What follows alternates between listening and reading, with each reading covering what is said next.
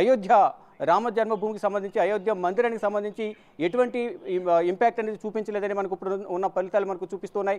మరోవైపు రాజ్యాంగంలో కొన్ని మార్పులు చేర్పులు చేస్తామనేది ఒకటి, మరొకటి దర్యాప్తు సంస్థలు ఇష్టానుసారం వ్యవహరిస్తున్నారనేది ప్రధానంగా అక్కడ ప్రజలు గుర్తించారు.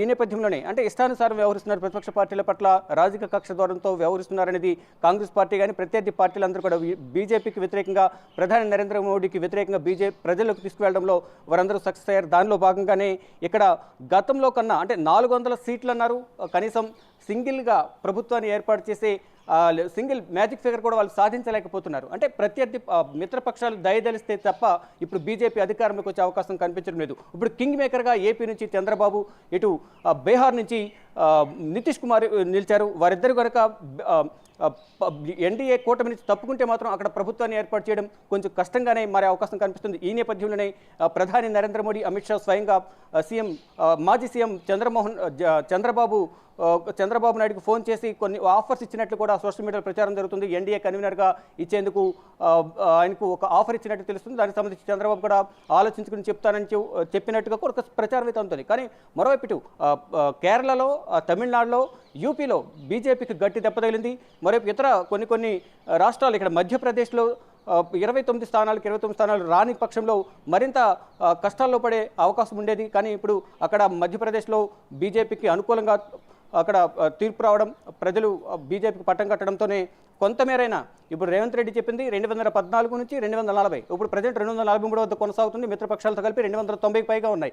అది ఎంతవరకు ప్రెస్ అవుతుందా, మైనస్ అవుతుందని చూడాల్సింది. అంటే సింగిల్గా ప్రభుత్వాన్ని ఏర్పాటు చేస్తుందా లేదా అనేది కూడా చూడాల్సి ఉంది. ఈ నేపథ్యంలోనే కొంచెం బీజేపీ నేతలు కూడా సంశయంలో ఉన్నారు.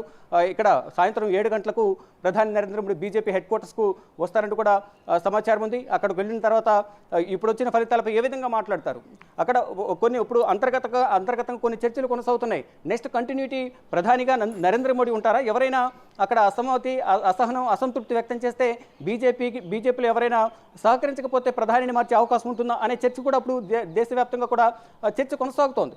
మొత్తంగా చూసుకుంటే బీజేపీకి గతంలో కన్నా ఇప్పుడు చాలా వరకు అంటే సింగిల్గా ప్రభుత్వాన్ని ఏర్పాటు చేసే బలం అనేది లేకపోవడం కొంత ఆందోళన కలిగిస్తున్న అంశం.